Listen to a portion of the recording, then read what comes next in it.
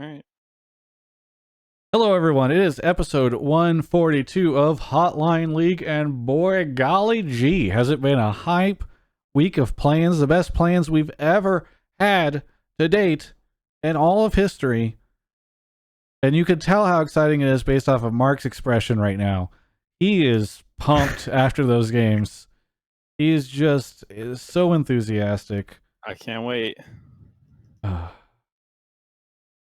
You at least act excited on the dive. You made us delay. I announced that this was going to happen on Wednesday. Then you say, "Oh, I can't do it Wednesday because of the dive." Psych, double booked. Then when you start the show, you won't fix your webcam and you fix my webcam. Unenthusiastic. I fixed my webcam. What's wrong with my webcam? Okay, you just seem unenthusiastic. Yeah, I mean, compare who I'm working with on the dive with you here. I mean, how could I not be more enthusiastic? There we go. Don't talk about Raz. There we have it. Wow. Can you tell me about why your background has changed for the 5th time in as many weeks? I mean, I'm back out in the living room, but I just have it angled towards this way instead of into the. Oh, they got Mark sleeping in the living room. I'm not sleeping. All right. I'm not sleeping. It's all gonna work out, okay? I'm respecting the work-home life balance. All right. All right. What was I gonna say, Mark? I don't know. How was your week? It's pretty good. Been playing gacha games. I wanted something I could run in the background while I watch Worlds. So I've been watching that. There you go. All right. And so that's my constant co-host, Mark Zimmerman, by the way, for those that don't know. There we have I'm also going to introduce Raz, who is returning to the show. You were on very frequently, but we were desperate. No, you've been doing a great job on the broadcast. How have you been? What's up, world? Yeah, you. I'm Travis Scott, and this is my McDonald's order. Follow me. Here's my quarter pounder with lettuce, pickles, onions, and ketchup. What is on the Cactus Jack Burger anyways? I don't even know what it is. I have no idea. That's the Twitch ad that I've seen a million times, right? Started it. The way you started that made me think you actually knew what it was. So I was like, wait, so what is it? I have no clue. I think he dips the French fries in the barbecue, right? I've seen this Twitch ad a million times. So yes, he does. Yes, he does. And they have infiltrated my ad block. I can no longer stop it. Travis Scott is invaded. The way I ad block is I take my headset off and close my eyes. Speaking of infiltrating ad block, thank you to Alienware and Draftbuff for sponsoring this episode of Hotline League. We're gonna talk more about them later, but really quickly, I just want to say right now, you can get a gifted sub to this channel by the link that I just put in the chat. It's over on news.draftbuff.com. I think you can see the article there, but basically, you just join one of my brackets or draft royales, and then you find 3 friends and make another of your own leagues. They're also hanging out. We have a Draftbuff chat in the Discord, the Travis Gafford Discord, discord.gg/Travis Gafford. Or no, it's just /Travis. And you can go talk to them. They're hanging out in the Draftbuff chat right now on Discord. So go say hi, get a free gifted sub, have a good time. No, Rez, I mean, so first off, great job doing all this casting on the broadcast. I think I've really, really enjoyed it. I don't tell Kobe, but you and Flowers right now are competing for my favorite casting duo. Oh shit, he's literally the next door to you. Travis, calm down. So to be a bit of a downer, Kobe wasn't casting. So your favorite casting duo right now is a bit of a one of those like sneaky, underhanded compliments. Yeah, there we go. Yeah. I'm just saying it's been really good. Thank you. I appreciate it. I think I was rusty at the very beginning because I haven't like casted in a year's time. So like that was that. But it's always fun casting with Flowers. Like, I mean, I can't say that because like I've literally only last time I guess I casted with Flowers, there was his on his stream, like the random cast we would do that he was just kind of marathoning for a little while there. And then also like the practice cast that we were doing way back, like 2017, 2016, around there. But the man's hilarious. I love him. Good friend of mine. And I think this is my first cast in an international event, which is a little weird. It's like because every time I go to a Worlds or MSI, I've been on analyst desk. So first time I'm able to do it, and it was a great experience. Are you going to be doing more, or were you just doing plans? Just playing. So I'll be on AD or the cooldown show for the rest of it. Tell me how you really feel, Travis. I would like you to cast more. I am upset that you're not casting more. You said you're rusty, but I actually thought, I mean, at least in terms of like fun and like having a good. This is way better than your old casting. What did you just say, Travis? I'm complimenting you. What the hell? You say you're rusty. This is better than you've ever been. Oh, I see how it is. I'm not gonna let that shit fly. But thank you. No, I appreciate it. I appreciate it a lot. Yeah. I mean, I think what's cool is that you definitely approach it in a very different way than any of the other casters at Worlds do, and they all have their great styles, right? But like, I think most would not. I've played the clip a bunch, and I now have done like a funny edit of it. But you like in outrage over the observer thing or whatever. Like, it's just so good. Like, and I think a lot of other LCS casters would, or LEC or whoever would try to go along with it. And so I love that clip is great. I mean, obviously you're like freaking out on it, but Flowers just like trying we're going ahead. Yeah, we're just moving on. It's happening. It's fine. It's all good. He's just like trying to calm you down to keep you moving. And you are just losing your shit. It's so great. Yeah, I mean, the one thing I love about Flowers, it's like whenever I have Flowers is really smart about like kind of knowing the balance, and for me, I kind of the balance is really important. Because if he was also outraged, then I'd be like, all right, well, let's dial this back. Because someone obviously has to the power through ahead of it. But like, there's a trust fall that definitely exists there, which is what makes all duos great. That's why I love the mom and dad cast in the LEC. Like, they're fantastic. They understand each other to an insane degree, which makes it enjoyable there. And funny enough, like any person, by the way, that Quickshot casts with automatically looks like a god. Like, Cagel's amazing. I'm not saying anything about him, but I think Quickshot and Cagel were a fantastic duo. And I don't think they've ever casted before, like together. I think so. Cagel cast before. I don't know if he cast with Quickshot or not. Yeah, I don't know. I wouldn't be able to say. I don't think Quickshot was doing EU Masters, but I could be wrong.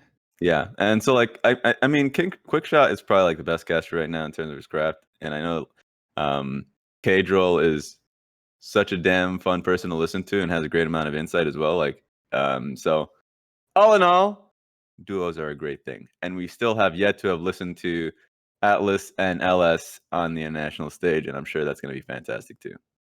Well, it's been really fun to hear you guys. I actually did an interview with Cadril that people should go check out, and where I literally try to poach him to become a LCS casting personality. But I really enjoyed. It's the first time I ever talked to him, and it was really great to chat with him. I think he has really good insight, and was just a pleasure to have the conversation with. So people can go check that out. Mark, you look like you're deeply engaged in something. What's? I'm just reading Reddit thread comments. Oh, trying to find stuff for us to talk about in the show. That would be a Discord comment. I was reading Reddit. Oh. SMH. Travis, where do you hire these people? I'll say this. I feel like a lot of the takes right now are like a little trying a little too hard. Oh, like all NA teams are getting out of groups, and so let's talk about EU as stinky bums. Because I'm a little worried right now. So first off, wait, let me find Raz's predictions, because he tweeted them out earlier. Okay, there we go. They're not really surprising predictions either. I think the only ones people had an opinion against was like I think they're pretty offensive. Second. What? I'm offended that you find it offensive. You think I care? Get him. Sorry, I know this is very bright, everyone. You use light mode? No, I don't. This is I'm importing the web page scene. Go look at any screenshot I make of anything ever. You'll see it's dark mode. I'm importing the browser source into XSplit, which loads it as default. That's why I'm logged out. I think less of you, Travis. Raz is trying to deflect right now from the fact that he has no North American teams making it out of this region. All right? Or making it out of groups. Yeah, I'm glad that you're pulling his up and not mine. Because do you have the same? Let me look at this real quick. I think I have the exact same. Oh. Yeah, I have the exact same. Oh, there we go. There we have it, Travis. Is that a good or a bad? That could go either way. That He just realized he's about to get the same level of interactions as he did when he had like Kelsey and Hysterics just shitting on NA the No, entire because show. okay, so like I'm glad that we're talking about this now, because I think there's this weird thing that keeps happening. Before plans, there was just all this sentiment that like North America sucks, blah blah blah blah blah blah blah. Then we do okay in plans. Actually, we do good in plans, but like they're still plans, so who can ever say that they do great in plans? And then now the pendulum is swinging like, wow, North America's amazing. So first off, there were a lot of like LCS fans, I think, who were celebrating us doing well in plans. When, in my opinion, that should be the expectation. I think it's great. Look, I'm happy that TL looks like they're playing confidently, that they were Are you just copying best in their group. Our take on the dive? You watched No, the first 15 Mark, minutes because of the I dive? told you 2 days ago that this Here would we be go. my take. And then you know what you did? You scheduled the dive on top of Hotline League. And so then the dive goes first because I accommodate you and move to the next day. And so when you try to tell me that I'm copying your fucking show that you do with Riot Games and all those Did you get this idea posers from who are Kobe? too cowardly Kobe- to do their show live, I Travis. think it's bullshit. Travis, why is the dive take priority? Is it because it's a superior show? No. Is that the It's because they probably pay Mark more. Anyway, all I'm saying is, I do not think that other analysts and other regions' low expectations should be our high bar. And so whenever we do well in plans and everyone expects us to like just be shit in general, and this like revisionist history that we just never make it out of groups, it's frustrating to me. Then I see everybody like cheering like, oh, we did it, everyone, we got out of plans. Again, I'm happy that TL did well. I am happy that they looked confident. That gives me more hope than I would have normally for groups. And the people that are at that level, fine. I just don't want everybody to be like, holy shit, we're gods, or holy shit, we actually did it, you know. Mm-hmm. I mean, that's what we talked about in the dive a little bit. Just like how weird it was to see the pendulum swing back. Like the only reason people might have thought poorly of us for play-ins was they just had such a weirdly negative perception of NA as a whole. Anyways, like I think if you watch TL for the summer split, like why would they do poorly in play-ins? Like they have individually very strong players who are mechanically good. They have very sturdy drafts. They never lose. Like you can outdraft TL, but you actually have to try to do that. Like TL won't int drafts almost ever. Like their drafts are almost always fine. They're predictable, so you can get some good matchups. But like their comps will always work well. They'll always scale. They'll be good comps. And so like these teams actually are going to have to go out there and beat Team Liquid. And yeah, it's best of ones, but they're good in best of ones because they play safe and sturdy and they're good laners. So like, why would they lose to playing teams when they're so stable? It was weird. I thought that Mad Lions is going to give them a better run for their money. I thought it'd be close between those two for 1-2, but once Mad Lions laid a turret, it was like, all right, well, there you go. And I think people then, like you're saying, getting really hot on Team Liquid after that is like, wait, we were never worried about play-ins. Who was worried about play-ins? We're worried about like Min, SOFM, and Wunder, and Jankos, and Caps, and like all the beasts who are legitimately some of the best players in the world waiting in groups. We were not worried about, no offense, Legacy and Supermassive. Like those were not the teams I was sweating about so that we beat them. I'm not like, I think the thing that we do deserve credit for and that people should be happy about is seeing the other 4 seeds really struggle, and North America not struggling at all. Like I do think we deserve credit for that because other teams did for major regions. It wasn't like all of it was a cakewalk, and so the fact that NA booty blasted people is good, and I think that deserves credit. But I don't think that should change your perception of Team Liquid. That should change your perception of Mad Lions and LGD. Yeah, the pawnbroker in chat says, yep, it's not about beating analysts' low expectations of the LCS. It's about calling out how wrong they were. And so I think that's fair. That one for sure. I think it's more the people who flopped to now be like, damn, they're good. And it's did you not watch playoffs where Tactical was like popping off? So I guess if it sounds like I am like saying, hey, we shouldn't get super excited about how well we did in play-ins, but also we shouldn't say that we're the best ever, it's because I do think we are probably like the truth lies somewhere in the middle, and that like we're gonna struggle to be as competitive as some of these other regions. I feel like they've always had a bit of an edge on us, but I do think that there's a very good chance. Like for instance, I think Mark and Raz, assuming you guys both have the same predictions, I think that what is interesting is you guys both have all 3 LCK teams making it out of groups, whereas part of the reason why I am less likely to predict that is because I think LCK has underperformed for the past couple of years, and I don't know, maybe these teams look great, but if you told me that they do that again, and for instance their 3rd seed doesn't make it out, GenG, like that would not surprise me. I want to challenge the idea of them underperforming for the last couple of years, because last year G2 I felt like were the strongest team coming into the finals. They went up against Damwon in a really competitive quarters, and then they went up against SKT in a really competitive semifinals. So it's one of those situations where an insanely strong team that I still believe personally like that they underperformed within the finals. Literally just destroyed every LCK team outside for Griffin. And Griffin was a team that just once again they were the team that threw the turret out, right? So last year I thought they were doing well. And if you just look at group stage before you get into the knockout portion, which is fair to say that they've been struggling to win best of 5s internationally recently, they were number 1 or number 2 in their, like all 3 teams got out, and even in 2018 where they kind of boomed, it was only GenG that boomed in group stage. The other 2 teams still got out. Afrika got clapped by C9, which was surprising, and Longzhu, was it, who played IG, was super back and forth, if I'm not mistaken. That was Longzhu, right? Am I thinking of the right team? Or KT, excuse me, KT. Okay, yeah. KT played a really competitive best of 5 against the world champions. They played them the closest of anyone at Worlds that year. So like, I agree, LCK is not like the monsters that they were before, but they are really good in best of 1s for the same reason that I was saying I think Team Liquid's really good in best of 1s. Like, they're all individually really good, and they have like still smarter, like more.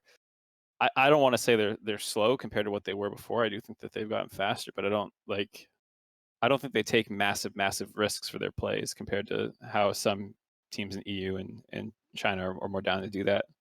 I just think my prediction would be, I think I feel comfortable saying that one NA team at least will get out of groups, because I think something will go wonky in one of your groups, and one of them will get out. And like GenG, I feel like that's part of the reason. So I have Fnatic and TSM getting out of Group C, for instance, because I think, I don't know, like if you told me that the LCK 3rd seed somewhat underperforms in their group, and that allows both Western teams to get out, I can see that.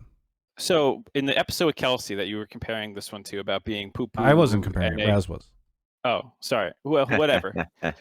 I think the percentage has changed, because we were talking like 10%, when we were talking about Team Liquid and TSM and stuff. Like, I feel better now about at least those 2, because LGD looked bad. I think that they looked a lot better in the knockout stage, but going back to the best of 1s, maybe they'll struggle again. But either way, they didn't look like a serious Worlds tournament threat at all.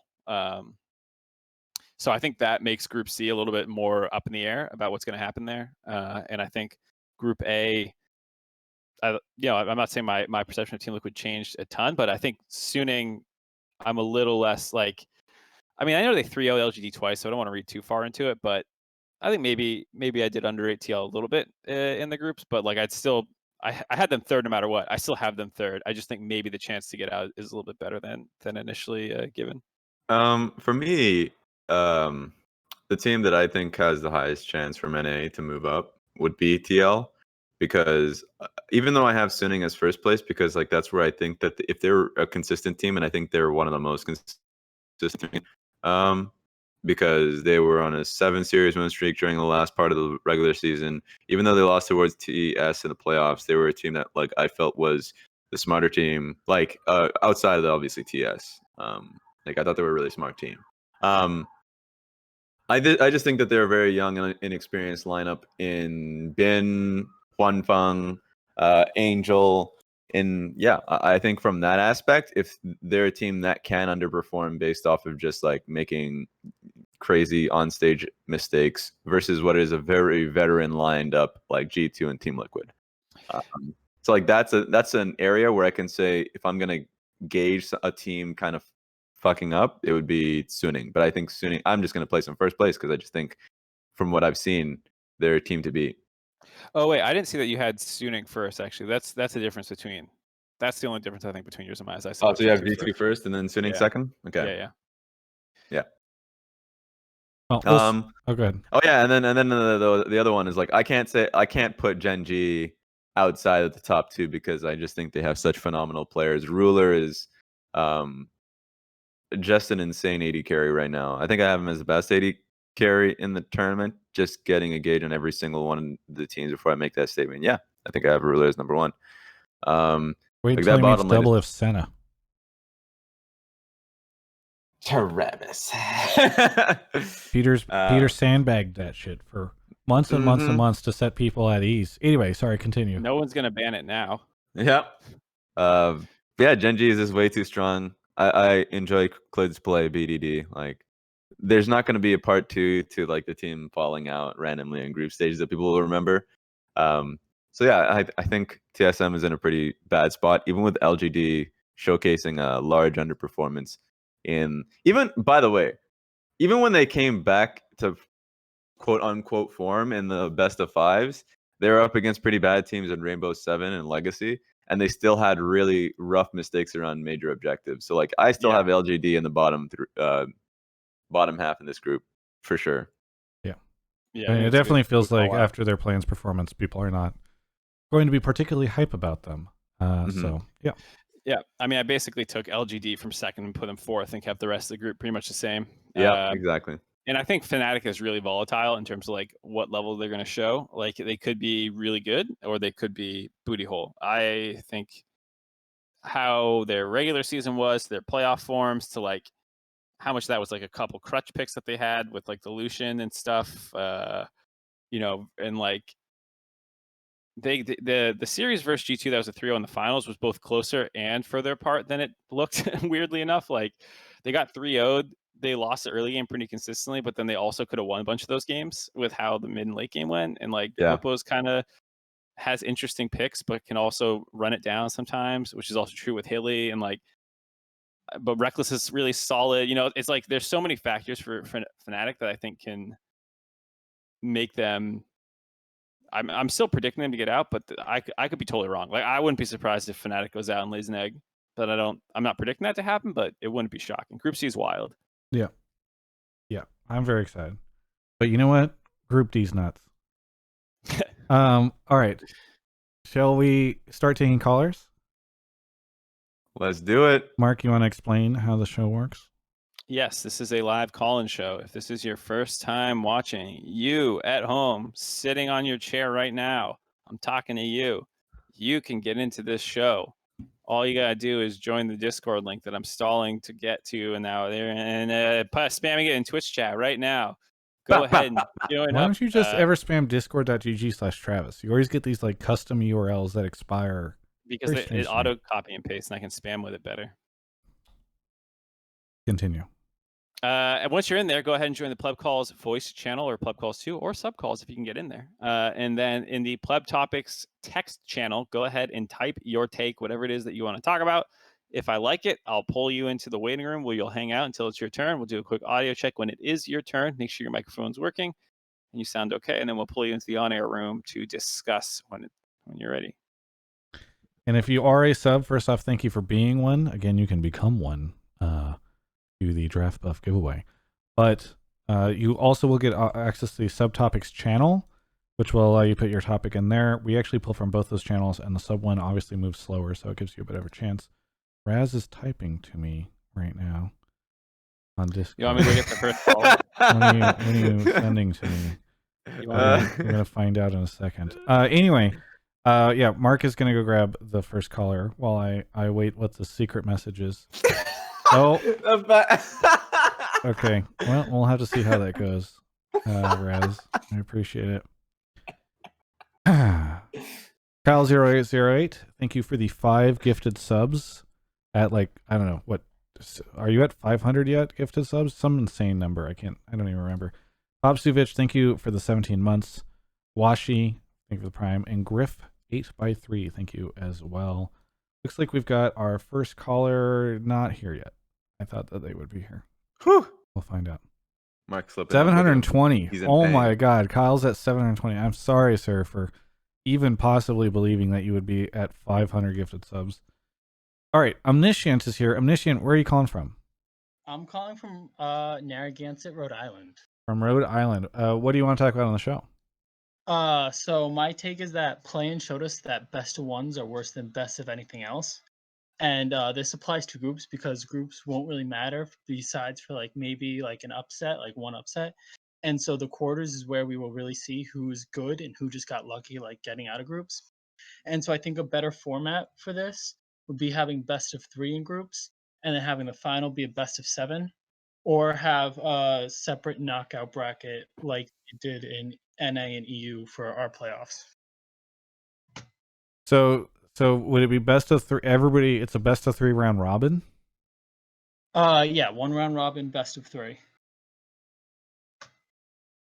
All right, you want me to take this? Yeah, I just like hearing that. Look, I love competitive League of Legends. Here we go.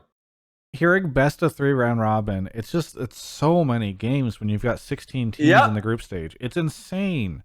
I hear all year for play-ins, man. Wrap it up and move along to the next stage of the bracket, please. It's like when you said best of 7, I was like, oh no, ain't nobody want to see this game 7 times. Yeah.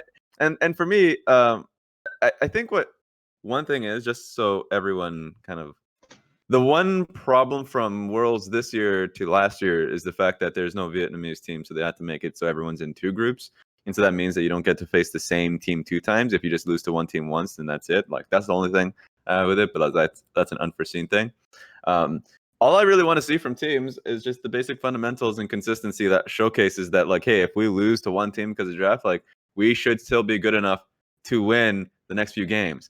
And you're not really getting booted out unless if you're literally like V3 Esports or INTZ and you're losing every game.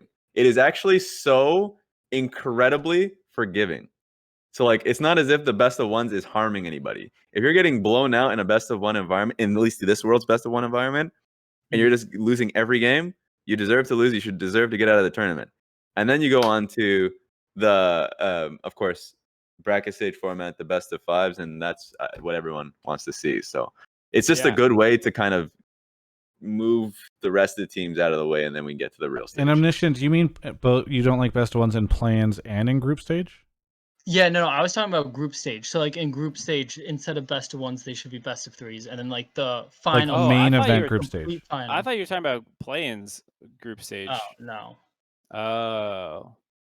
He was definitely using it as an example, plans though, as right? evidence. You used the plan results So as evidence for why the main event group stage would be an issue. I followed what you were saying. I just like Okay. I still think so. best of 3s in a 16 team group setup is like not great. And I would also say, like, what did best of 1s do wrong in playing stage to you? Like, so it identified that Mad Lions was probably trash, and then they lost their first best of 5. Like, isn't that what a best of 1's supposed to do? Like, I guess I think the only team that didn't like show LGD, their right? strength in the group stage was LGD, right? But like, was that the problem with the format? Was that LGD actually looking like hot garbage? Like, if you just started with best of 3s, they probably could have dropped some of those. I don't know, with how they were looking. I think it was less with like LGD and more with Legacy, and how in best of 1s they played really well, but then like when they did a best of 3 versus best of 5 versus LGD, they just got completely wiped out despite being second in their group. But that's also LGD again, right? Like that, Right. it just goes back to kind of what Mark was saying about LGD, right? Where it's not just that they were playing good in best of 1s, it's also that LGD was able to show up and wipe them out in best of 5. Yeah. Yeah. So that's why I feel like at least, best of 1s is kind of doing its job. For group stage, you have a little bit more of a leg to stand on, but I still think they're serving a purpose. It's like the purpose of best of 1s is not to like perfectly accurately stack rank these teams. It's to start knocking teams out of the tournament. And like, I never felt like a team that was a serious contender to win Worlds really dropped out in group stage. It wasn't like GenG lost and I was like, yeah, you know what, those guys are really good. Bummer. There are some times where it's close, like, you know, a couple times teams are playing tiebreakers and you're cutting hairs there about which one should make out, and I get that, but those teams who play tiebreakers don't win worlds. I actually would need to double check this, but I don't think a team. Twitch chat seems to think RNG last year is the example. I was about to use that as an example. You can also say like a GenG when they got blown out if they had best, but like they were playing poorly, and this is always going to be like the counterpoint, right? Was that they played poorly when given an opportunity, and it's, in group stage, it's different than what happened in play-ins. In play-ins, you had one opportunity to face one team, and in group stage, you have two opportunities to face the team, and both sides of the pick pick ban. So you can play on blue side, you can play on red side on the same patch. So there's a great level of fairness there. So, and also, but yeah, that's my takeaway from it. I think it's completely fine, and you just start wanting to weed out teams and move on to what everyone wants to see, which is knockout stage. Right. Yeah, exactly. Because for me, World Championship is clearly built as the purpose being to identify the best team in the world, not to give an perfectly accurate system for power ranking the teams at Worlds. Like at the end of Worlds, the amount of times where I'm like, oh yeah, these teams are in the order that they should be is actually kind of low. Like, but that's not the point as far as I I would rather have, like, if as long as you are confident that their best team is winning Worlds, or at least like making it out of groups, I am like, the next thing I want is an entertaining group stage, because so often group stage is very entertaining because there are upsets and it's exciting, and sometimes it comes down to the wire, and I don't think you would see that in best of threes. So people are saying like the FPX Splice tiebreaker, but that wasn't to get out of groups. Has the team that won Worlds ever had to play in a tiebreaker to save their life? No, because the teams that should win Worlds are all losing and getting third. Oh yeah, that's what the problem is. So yeah, but either way, yeah, I think like sometimes matchups aren't fair. I don't like 4 groups for like doing great seeding. I think, you know, if you have 2 groups, you can see that it's a little bit better. Just like kind of what happened with play-ins. Best of 3 will also make it better. Double elimination will make it better. There's a million things you can do to this tournament to improve it, and all of those add time. They all add games and time and slow the tournament down. So I think that's why it is the way that a bunch of people. And I always oh yeah, you go. No, you go. Okay, because I was about to say, you always have to think about it from like how much time you're actually adding to the tournament. Where if like in a best of 1 double round robin, you have basically 6 games being played for each team. Where in a let's just say a best of 3, you could say like minimum it's 6 games for every team. At maximum, you're adding 9 games for each team, and that actually just that stacks up quite a bit. So you just have to be more aware of that. Is the only thing I want to put out there. A shame director says, is the Point Entertainment or absolute best League of Legends? Both. Yeah, it's a like, those are actually at odds. You might not believe it, but upsets are arguably the most entertaining part of Worlds. Not watching the finals where a team gets dumpster fire 3-0'd, which happens actually all the time. Because this is the internet, a bunch of people will say, we don't want the best team to win. We just want it to all be about entertainment, because that's how this stuff always goes. The comments become that. Right. We are not saying that. We are saying that you need to balance both of these things, and that if you are fairly confident in your ability to have the best team in the world win finals, that you can then start sort of tweaking around how do you make like something that is exciting and that people want to watch. And I don't know. And some people on Twitch are like, well, why are you rushing? It's like the tournament is already over a month long. Like, yeah, it's 5 weeks long. Why are we in such a rush to finish World Championships? This 5-week long event. Yeah, it's actually super long. People get burnt out at Worlds even. Like, I think it was what was it, the 2015 Fnatic lineup that was like between boot camping, grind lording, and like all this stuff. By the time that they were like Perks into Worlds, they were like dead. Yeah, Perks, I think in 2017 did a big interview with me where he was just talking about how absolutely exhausted he was and burned out, and it's just the other thing, by the way, is I saw some people on Twitch chat saying just do what Dota does. This year Dota doesn't even have esports, so I don't want to do what they do.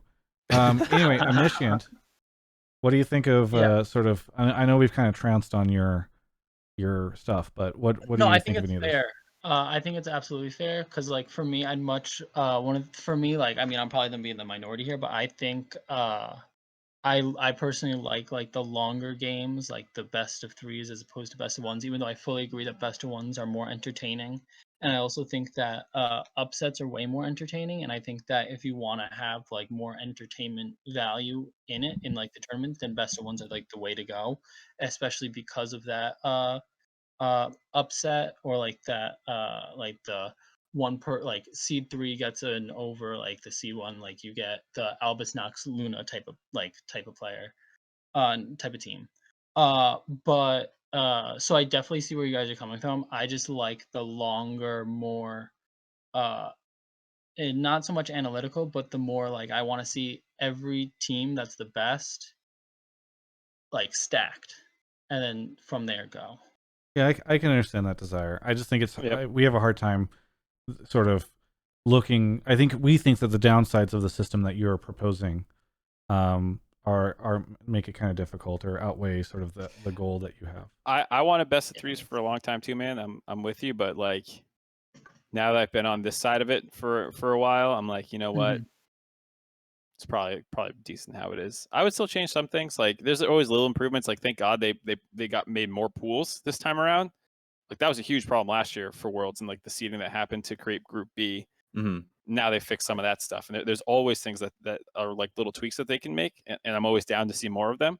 But big things like making group stage best of 3 feel tough. Also, when we were talking about the player burnout, I try not to get tilted by Twitch chat, and I think generally I manage it. But the Master Splinter wrote, "Man up, you're getting paid to play video games." This shit drives me up the fucking wall. Like, it is just so tilting when I see that happen. People who have no idea what these competitors actually go through in order to do this and the stuff that they put on the line, and people that will like literally never in their lives come close to achieving any of this or trying to achieve any of it or like doing so much, just saying, you're getting paid to play video games. It's just like, it's so fucking brain numbing Uproot your to life, me. move into another country for 2 months, you know, a sixth of the year, go live somewhere else in a hotel room where you don't speak the language and have a miserable living experience to play in this tournament so that I can have a marginally better time telling how good you are compared to others. LOL, you're getting that paid way to I play can video say games. that way I can say you're the 6th best team, not the 5th best team, god damn it. Michael Phelps, are you tired? Come on, you're getting paid to swim in the pool. Get over it. Man up. I think people who, and I'm just saying in general, like criticizing the bracket, because I always think that you can always improve a bracket, but like watching and being a fan of like Street Fighter V is a great example, like fighting games and how they end up doing tournament brackets and how long and arduous it is for like what is like a 3-day long event. For me, I'm not like making a direct comparison to it, but I'm always going to say like if you add more games to it, you always have to take into consideration what are you actually getting out of it. Are you getting real quality games that will like make it harder or like easier for the better teams to get through? Because there are not enough examples for me in which it shows that like the better team is not consistently going through. You have six separate games to be able to prove that you're a top 2 team. I think like most of the teams, every team that gets booted out of the tournament, they're hurting because they know that they were the worst team for multiple reasons. They're playing worse in multiple games. So like that's my ultimate takeaway. Thinking about it now, like one example that's probably like people that certain teams will look at and say, well, the better team didn't go through, is probably like literally the Albus Nox Luna games. Because if Albus Nox Luna going up against G2, or I mean G2 just flat out was bad that tournament, but CLG, maybe those teams will kind of understand or like get used to their play style a little bit more, and will actually have a better game and be able to get out group. And so like H2K versus Albus Nox won't be like the freest shit of all time in the knockouts. But like that's literally, it's so rare for me to come through that experience. And I mean, like, I'm with you. I'm one of the people who's like, man, HGK has such a free ride to semis. But at the same time, like, if you put CLG in Albus Nox's place, like, I still think HGK It's is still gonna, a lot. Yeah, exactly. I agree with you there. So like, it's not really changing the outcome of the tournament that much. Also, Travis, you shouldn't have even started because the typical. You started Dude, people that are in the chat saying things like teachers work way more for less. Like that's not true. Actually, my sister's a teacher. First off, I'm well aware how much they work, and I was a coach, and I can tell you, no. And like it doesn't need to become this weird fucking competition. Yeah, it's not competitive either. Yeah. Oh. It's like, oh, they like, okay, teachers, especially in this country, completely deserve more than they get. 100%. It does not mean that like these people are not maxing out their capabilities as a human being to deal with all this stuff. People like think that it is literally just sitting down in front and playing like video games. Haha, that's all cool. But whenever you are doing this forever and you are sacrificing friendships and relationships and the time of your youth, essentially, right? Like their early 20s when they could be doing any number of different things. In some cases, they're sacrificing education. And in a lot of cases, they are sacrificing financial situations because as much as like the top guys get paid, a lot of them don't get paid very much. And it is just like atrocious to me that people think that like this is all just super chill. How could this be taxing on a human being? I guess those people are just incapable of putting themselves in somebody else's shoes and like imagining what this is like. Yeah, it's weird to me when people like think like they're like it's a vacation to stay in a hotel and play and sit on your computer and play video games for probably 10 hours a day, 7 days a week. Maybe you get an off day. Like why wouldn't that be?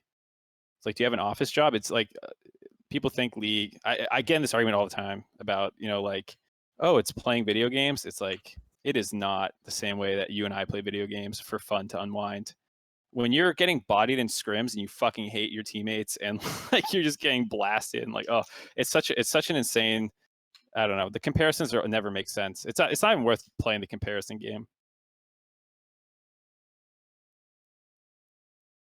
Anyway, sorry, I shouldn't let myself get baited. Yeah, you shouldn't have gone down this route. You could have saved us all this 10 minutes in this tilt if we just focused on Omniscient has a fine take, and we went into the Twitch chat. Exactly. You just done messed up Omniscient. It's true. Omniscient, what are you thinking, man? No, Omniscient was we're blaming me, not Omniscient. I want to hear from Omniscient what I'm saying, because like you just trampled all over his take. Apologize to the man. Oh no, I think that's fine. Like I'm fine. Like, and I was actually hoping to see my take trampled because like I wanted to see why it was trampled, and I think that like the argument of like you have entertainment value like on one scale, and then you have like the best team or like the best teams on like the other scale, and so I think like what you guys basically said was with mine, you would basically offset it too much. Where I think I would fully agree.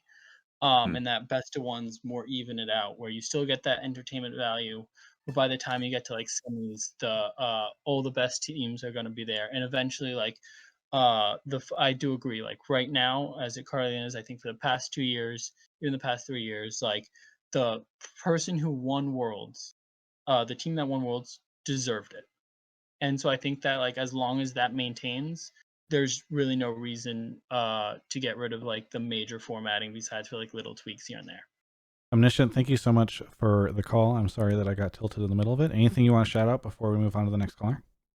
No worries. Actually, I want to say that I think I'll be wrong about my tweet. I mean, not my tweet. About my post, my hot take from last call. I said that only one Western team will get out. I think 2 will. I don't think LGD. I think LGD is going to be the last in their group now. But yeah, so, and then I'd like to call out all the analytical streamers and all the analytics like the dive, this, I Will Dominate, I know has been up a lot, and then Cadril. We're shouting out the entire League of Legends analytical community of Omniscient. We got to move on. Sorry. All right. Have a good one, everybody. Have a good one. Thank you so much for your call. I appreciate you.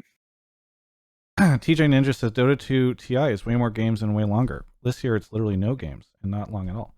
Travis, you need to add music like the Academy Awards do. I'm just going to put that out there. You start playing them off. I love them though, but I'm just putting that out there. It's a great idea actually for whatever calls start going. Just like, all right. We got to play it on ourselves sometimes too, though. Travis and I are tangenting too much. Anyway, what were you going to say about Dota, Travis? I already said it. Thing. Somebody said TI is way more game. Like, so the real take on this, the person said Dota 2 TI is way more games and way longer, and they deal with it. One thing is the Dota players do not have the same league system that league players do. They're not scrimming as much, etc. I know this because I have friends that go do a bunch of Dota stuff, and like it is just not the same. Comparing the two is not reasonable. They have one major tournament versus like this huge long league. I know they've got minors and majors and all that stuff, but like it's just not. It's not the same. And they do weird things with their broadcast to accommodate that, where they have like no commented games, right? That you can just spectate in like this portion That's of the literally what it tournament. is. Like Yeah, for me, that's what it is. Like they if have you A want and B streams too and stuff. Like they're doing a lot of weird stuff to if you make want that work. if you want double losers bracket, if you want best of fives everywhere, if this is what you want, then just If gotta you want to watch accept it. 50% of the tournament, Yeah, you know. you just have to watch 50%, or like you have to have 8 streams on at one time. This is just literally what you have to do. It's on the viewers, and most of the time people just want to watch all the games. So anyway, let's move on to the next caller. And I'm going to be more positive going forward. If you're listening to the podcast, you're listening to the VOD, I just want to let you know it's going to get better from here on out, because I let myself get baited by Twitch chat, which is the number one rule of streaming. I'm gonna try a risky move after I pull this caller. Okay, I don't know what that means. But a risky move. Also, I just want to put out there that I appreciate an entire show with Travis being a Hulk, just being mad all the time. Isn't that just fun? No, I try. Angry Travis is the best because it's actually not at all. I'm lying. I couldn't even get out like more than half a thought about it. Shammy, it's so good to have you on the show. Where are you calling from? I'm also calling from Rhode Island. I'm from Providence instead of Narragansett, though. Nice. My first ever esports event that I hosted was Providence. What do you awesome. What do you want to talk about on the show? So Mark flamed my take earlier, but my take is that all 3 NA teams are getting out of groups. Oh my God! Thank God. It wasn't just your take. It was that there were a number of takes like that. All like I'm only gonna pull one of those guys. Come on, start thinking different. We had somebody earlier. We had Twitch chat was tilting me earlier. I'm so happy we get a call that just you're here to cheer me up and make me happy. Tell me about how this is NA's year. And all the analysts are wrong, Shammy. Go for it. Yeah, I mean, like, okay, obviously it's not a 100% guarantee. Like, it's probabilities with everything. But I think that TL has a really good chance of getting out of Group A. Like, all that needs to happen is Suning or G2 needs to slightly underperform, or TL needs to slightly overperform, and they're getting out of groups in the first or second seed. I think that's actually a very likely scenario. Looking at Group C, I think analysts as well have kind of said that GenG, TSM, Fnatic are all kind of in the race there. I think TSM can definitely get out of groups. GenG is scary, don't get me wrong. They got Ruler in the bot lane. They got Rascal in the top being crazy. But I think that it's really possible that Broken Blade matches up pretty well with Rascal. Doublelift matches up pretty well with Ruler. BDD might slam Bjergsen, we'll see. But I think that it's really possible that they take a game off of GenG, go 2-0 against Fnatic, win 2 against LGD, come out first in that group. And finally, FlyQuest. I mean, everyone's talking about the DRX versus GenG pause. And I think that had a really big impact on who came out of that. But I still think that DRX is a great team. But I think that if FlyQuest just, slightly overperforms and matches up well against DRX and does the prep that's going into that they easily get out of Group D. And so I think that that's really very possible that all 3 teams get out of groups. I agree. Your hands on your head. Call done. You couldn't have said it better myself. I've never heard like 2 words. Like, okay, at first he's saying slightly overperform, and then the next sentence easily gets out of groups. How does that make sense? Why would they need to Look, we got a problem. First and foremost, I'll start with the things that I agreed with you on, which was the Suning, the TL portion of it. I think TL can get out of Group A for the reasons that I had mentioned earlier. I was very surprised that you took it a step further. You just said how TSM was going to get out of groups, but then you started saying that they would get first place over GenG if they slightly overperform. This is just the problem with this take. I feel like is mostly based off of faith, because you're just talking about the probabilities. What do you think about? I would ask you the question of like, what do you think TSM has over GenG and Fnatic?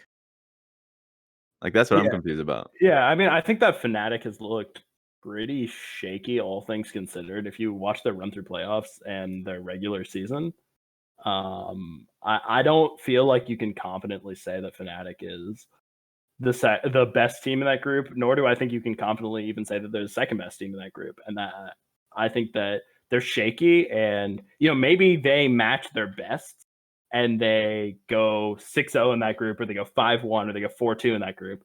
But if they're not matching their best, I think they go 3-3. I think they go 2-4, and I think TSM can get out. Did TSM not look shaky as well? Like they got 3-0'd by Golden Guardians, and then of course went through the full 5-game series versus us. Yeah, and on the back half of their playoff run, they won every match and then end up winning the entire split. Yeah, and they had to take 5 games to do it every single time. So I think the idea of like they're just trying to min-max their practice. Right. I think so I guess I'll just say what my reasoning is for TSM not being able to get out of groups. I mean, GenG I think are just a stronger, disciplined team around the map. Ruler, I already stated, is the strongest AD in the tournament. BDD has been incredibly strong. Clent is definitely going to have a jungle advantage over Spica. I haven't seen nearly as many like errors in team play as I have from TSM. Like there were actually just so many low light moments from TSM during the playoffs. And sure, they have time to kind of get things sorted out, but this is exam time. Like this is, if I have faith that they'll improve drastically, then that's not on the team. That's on me, unless if they've shown the ability to kind of drastically improve within that small limited time.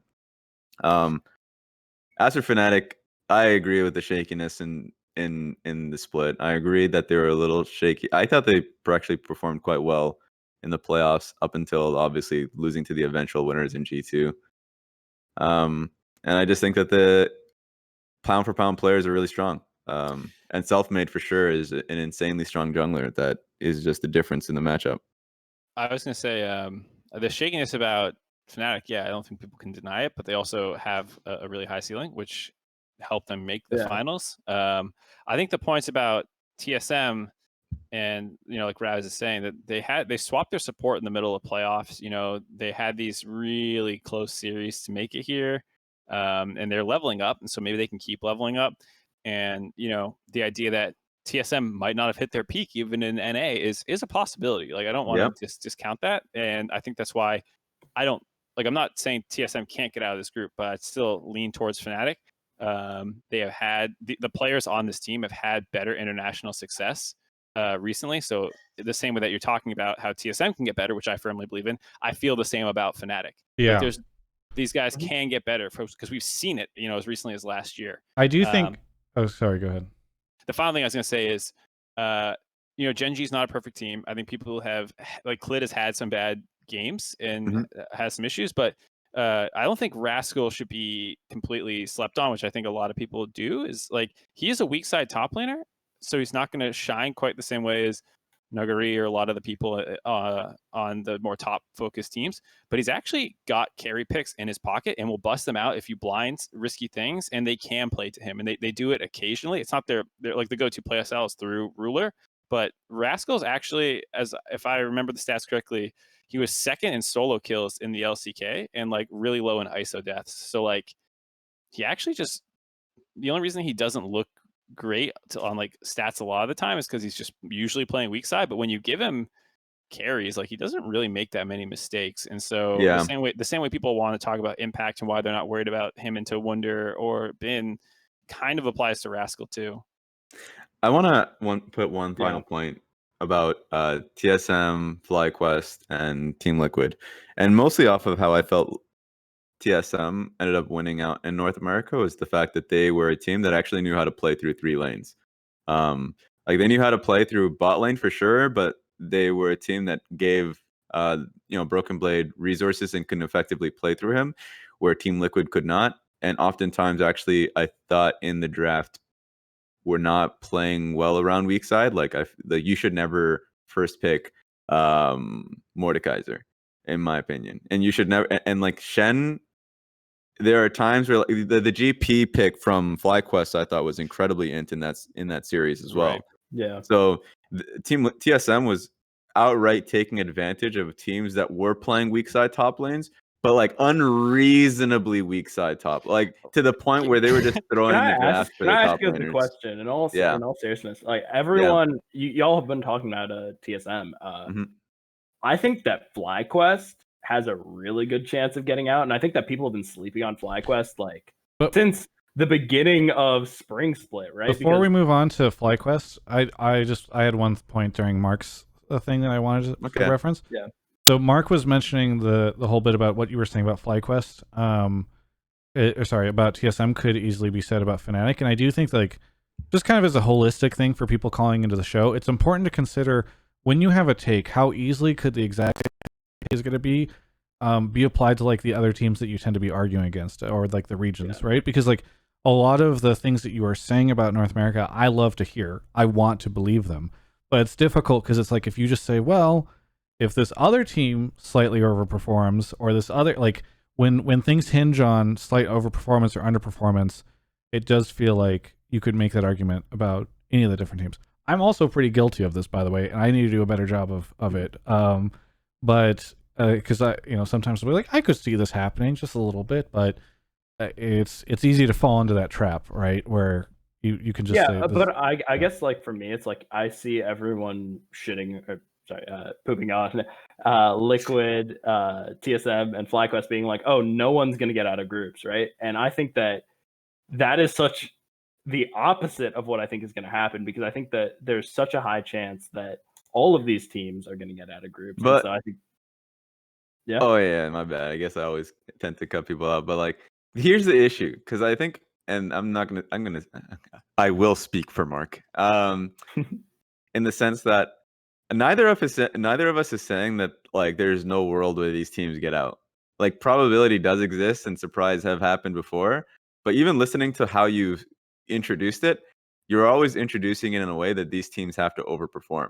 And when we end up making these predictions, we're saying that in their current state, rather than having it to hinge on like, hey, if this team overperforms, then I'll put TSM a little bit over this other team. That's a great point. You're basically implicitly agreeing with us by saying they have to overperform for us to be wrong, right? Isn't? Yeah, I mean, fair enough, right? Like, what I'm saying though is I think that predicting that all three teams, like Raz was showing his pickings before, right? And saying all three teams are going to bomb out, then no NA team is going to go through to the quarterfinals is just like, I don't think that's a fair take. And I think that saying all three teams have a very good chance and that this is maybe the best NA has ever sent to Worlds is also the same take. But it's not as if you're disagreeing with me. I just want to know which team you think. I'm agreeing with you and also completely disagreeing. But how's that a bad take? We're gonna have to literally be fighting right now. These fists are gonna be flying. It's also I need to fly to Rhode Island. It's like, the other thing to it too is like I would understand if we were saying like, all these teams are gonna get bottoms in their group and NA is not gonna win a game. But like NA has not gotten out of groups as recently as last year. It's not like we're saying this insane thing that's never happened before from our expectations. I don't think NA usually gets out of groups, Mark. Usually one team. So it's does, not like we're saying this this crazy thing. Yeah, but 2015 and 2019 happened twice out of 12. Yeah, but also 2018 we usually get out of groups. T9 went to semifinals, so exactly. Yeah, and if you want to predict that, go ahead, sir. I will predict that. Tell me the team. Tell me the team. I don't even know what's going on anymore. Or FlyQuest is going to semifinals. All right, FlyQuest it is. Lock it in. I was wondering who you wanted for that one. There yeah, Sham, I cut you off earlier, and I know some in the Twitch chat wanted to hear a little bit more of the FlyQuest discussion. So what did you have some big defense around FlyQuest? Yeah, I mean, I think that their bot lane is not looking all too hot. I mean, Deft has obviously been very public about his health problems coming into Worlds.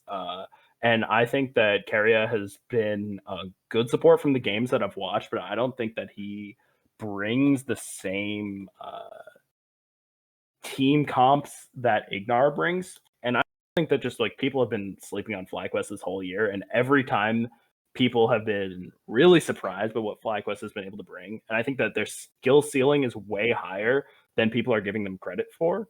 And that they almost won NA twice, and I think that people are just really just not hype enough on FlyQuest. Yeah, I agree with you in the sense that FlyQuest have been undervalued by the North American fan base in LCS for a while. I do think that their skill ceiling is real, though. I think right now the problem that they have as a team is that they refuse to play through top lane, and they don't. And I think they do it in such a way that literally harms Solo, who's actually playing well under the circumstances, but they're getting comfortable with him like being put in these circumstances every time. So I think they just need to. But yeah, I also just think that they have an amazing mid jungle duo, and that's really good. That's the best thing about the team as a whole. Yeah, definitely. PoE and Centauran are insane. Shanmate, thank you so much for the call. Anything you want to shout out before we move on to a quick break? Of course. First of all, I'm going to shout out my girlfriend, Natalie. But second of all, everyone who is here, go to alienware.com/Travis. Travis has an amazing Alienware landing page. He is an amazing content creator, and you should all go check him out. Go to alienware.com/Travis and use code Travis10off Q3. Not Q2 anymore, Q3. Because he is an amazing content creator, and Alienware has some of the best deals around. Is this a script he fed you? I don't even know. No, it's not. I don't even know if we need to do the Alienware break. I think I want to make it half as long because hopefully that goes into a good transition. Holy shit! Thank you, Sham. I appreciate that. Of course. Have a good night. You too. See you. Let's just make it. It's a great call. Let's make it clear how much time you spent talking about Alienware versus significant other. Anyways, True. Priorities are in place. Shout out to my girlfriend, but really, let's talk about Alienware. My girlfriend's great. You know what's better? The computers, much higher processing power. Oh boy. All right. Oh, I just realized I had a. Yeah, that's a bad. Yeah, okay. You want to recant your his girlfriend is dumb joke, Mark? Yeah, it wasn't supposed to be that. It was supposed to be like GPU. I don't know. Yeah. Graphics. Fuck. Anyway, I'm tired. That's you're getting old too. Yeah, that's dude, my back has been. Did I tell you about this? I was making I've fun not of heard it. So Kobe, like a couple of years ago, Kobe had some back issues. He was like 31. he still has them. He still has them. So he still has them, but like they were bad. Like a couple of years ago, he was like lying on the floor at the start of like every LCS day. Yeah. And like me being a little shit that I am, I'm like kind of making fun of him. Yeah. And now that I'm 29, I've been having horrible back problems all week for like the last 2 weeks. And so I saw Kobe. We're getting COVID tested, and we're keeping our 6 feet apart. But I was joking about how like I feel like karma has come for me, and I am getting torn apart for making fun of him. There we go. Anyway, we're gonna take a quick break. I think they won't mind if it's a shorter break because obviously we've had most of it already shouted out. But alienware.com/Travis, go check it out.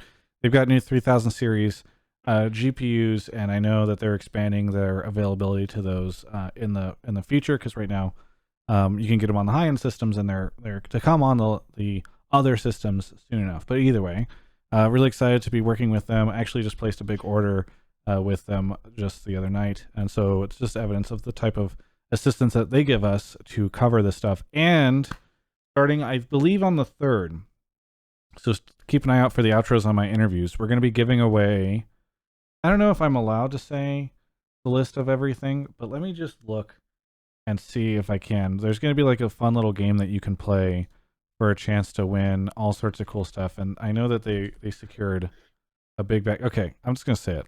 They didn't tell me I can't say this, so we're going to say it. 1,450 loot boxes, 400 emotes, 400 wards, and 200 mystery skins. So keep an eye out on alienware.com/Travis. If you're listening to this, I think starting on the 3rd, there's a chance to win that. We're actually giving away tons and tons of stuff. So thank you to Alienware. That's part of our world celebration with them, and really appreciate it. Move on to the next caller. Oh. Okay. I don't know what Raz is showing, but something exciting. How are you guys doing? Oh, shout outs to some subs, by the way. Thank you to X Solvark for gifting 5. Colin, Hasman, Megumi, Griff, 8x3, T Beaker 1793. X Solvark, by the way, is given a ton. I really appreciate it. There's more that I will shout out. If I never finish, I go as much as I can before Mark grabs somebody. Just Funk It, Simon Owens Fishing.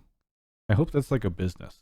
Unstraight, Mick Jones 7, Dark Alley HT, and Dante Soar. And is it okay if I call you Cassie, or how do you say your name? Kaciarama. Kaciarama. Kaciarama, where are you calling from? I'm calling from Philadelphia. Philadelphia. Well, what do you want to talk about on the show tonight? All right, I want to talk about how in EU. Oh, you cut out. You cut off a little bit. What was that? Started that from the beginning. I want to talk about how Mad Lions losing could have a negative outlook on how rookies are viewed competitively in EU. Oh, interesting. Okay, you want to expand on this?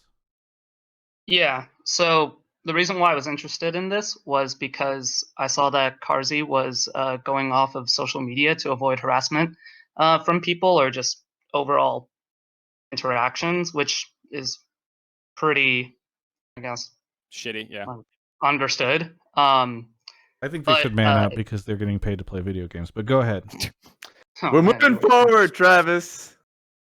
But obviously, you do a little bit of research, and you can see that much of the criticism is focused on the rookies like Shadow, Aromi, Karzi, when they really do deserve their time to develop on stage and develop their team chemistry. But what we've also seen is historically they've had a historic season of online play only for the majority of their season, which in my opinion has affected just how their overall team has developed, and just judging them based off of their overall year with all the flaming and the negativity, I think could have a pretty disastrous outlook on just how we view really pouring in new talent into the EU regions. I'm trying to sort of draw the line, or to find the line that you're drawing between like the flame that they're getting and the fact that they're rookies. Do you just think like it's easier for people to flame them because they're not established, like, I don't know, like a Reckless or somebody? Yeah, I honestly believe that just this amount of negativity could really, I guess, in a way, stunt them to potentials where they could be the next Reckless or the next Caps, which could just really invoke that team synergy that we could probably see next year or the year after. But since they haven't really had that opportunity, being a fourth place team going directly into Worlds, which is incredible, by the way, they may not be able to reach those levels just due to them being a bunch of young kids trying to do their best, basically. Gotcha. There are two things I like about this take. Starting with the like rookie angle of it. I would hope the European scene doesn't feel that way about rookies as a whole, because I feel like Europe does such a great job of finding new talent year over year that comes in and does extremely well. I don't think that they've had a 4 rookie team in a little while. Quite like I feel like LCK and LPL has like a team like this. Damwon, for example, was mostly rookies last year, if I remember correctly. They might have all. I think that's right. I could be wrong. But like, was it V5 in LPL this year? Yeah, that is like a pretty rookie team that has had pretty good success and stuff. So like, I actually I hope people don't blame the rookies or the fact that they're rookies on anything that happened, because I think like C9's not rookies, and their story, as Travis and I have talked about before, is kind of similar in terms of like, I think C9 was dominating harder, but at least a fall from grace that occurred, and that was a very established team of stuff. So like, you know, like I don't want to blame the rookies for what happened, or like the rookie status on it, and I think Europe has actually done a fantastic job with rookies, and I would hate to see their production, like the amount of rookies that get brought up and given chances, decreased. Yeah. Raz, you work as an academy coach, so what do you think about all this?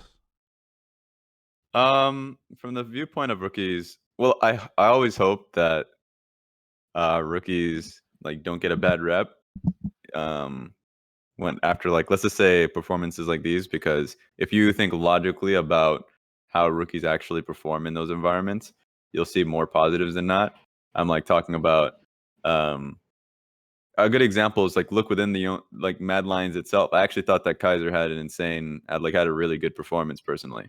Yeah. I thought Kaiser was a standout. Thought Carzy had good play as well.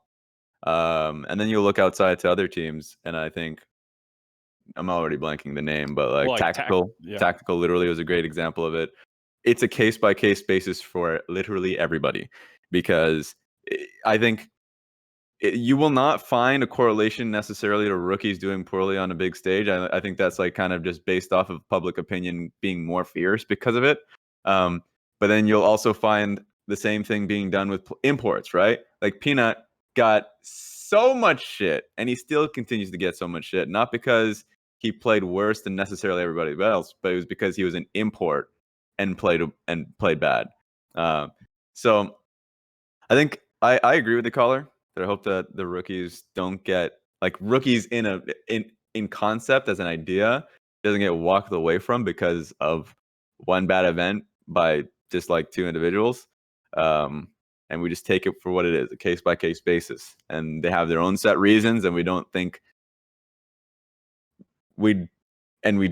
like generally, and that we kind of take the context for what it is. Yeah, it's like just because they're a rookie doesn't necessarily mean that that's what is causing the issue, or it's like, as you said, case by case basis. The other thing I wanted to tack on to this was something that I saw some people talking about, which is the idea of online teams, which is something that doesn't exist in League, but is discussed actually quite heavily in other esports. Yeah. And it's really weird that we haven't had to think about this since season 2, because every competition has been in person, or like, high level competition has been in person. Yeah. But in other esports, you have these teams who will dominate online play and then always fail on LAN and stuff. And this is a hot take and heavily debated in those communities is online teams even a real thing? Is it just an excuse? Is this team an online team, and this kind of stuff? And I think with the year that COVID gave us, I think it's the first time League has ever had to confront these issues in a long time. And like, it's very possible that Mad Lions was a team that, not to go on even onto the rookie angle, but just there's people who play better online in certain environments, and they could have been one of those teams. It's not even a rookie angle. There's, because in these other sports or esports, excuse me, like the teams that are online teams are not rookies. So like it's a weird question that we haven't really had to think about. And I'm really excited to see what happens next year with Mad Lions, assuming it's all on LAN again. Yeah, I'm curious to see how this stuff goes as well. I don't know. Yeah, I don't think I get that LEC fans want to be disappointed in the performance of Mad Lions, but I also feel like, hey, you still got 3 teams in groups, guys. It's like it's not. I don't know. I think it would feel way worse for North America if Team Liquid didn't make it out of groups than like the bonus round 4th seed LEC team doesn't make it out of groups. It's all going to be good. You guys will still dominate. G2's going to wreck. It's going to be fine. Casey, thank you so much for the call. Anything you want to say before we move on to the next caller? No, just a shout out to Kobe's future cat. Good call out. Insta booted. If you want to find a way out of the room quick, just mention getting Kobe a cat, and you'll be out of here. Okay. Croissant, thank you for the 6 months, although his message was EU greater than NA. I don't know about that.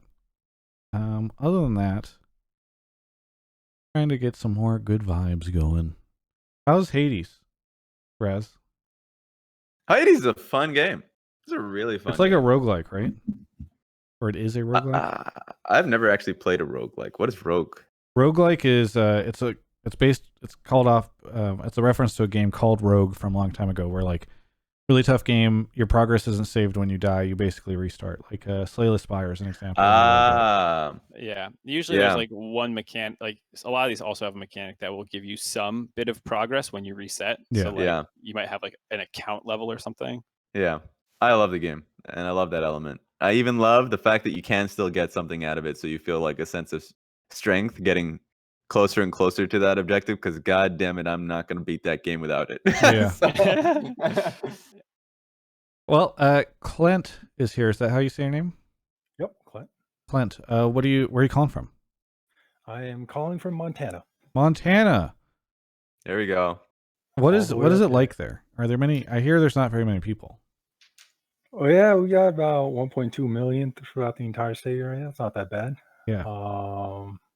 But we're pretty good state. I think we're one of the bigger states in the country, but less population. That's Yeah. By just geography. Yeah, gotcha. Well, either way, welcome to the show. Glad we could have one of you guys make it onto the show. What do you want to talk about tonight? One of you few and fine gentlemen in that state. I mean, by percentage, there's not very many of them in the U.S. Montana folks. But what do you want to talk about on the show?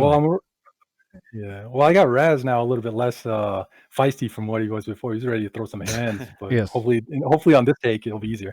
So this is for basically the World Championships. So I want to go back. The last 3 World Championships have shown that teams with good soul lane prowess, priority, and flexibility are the ones that do well at Worlds and go deep.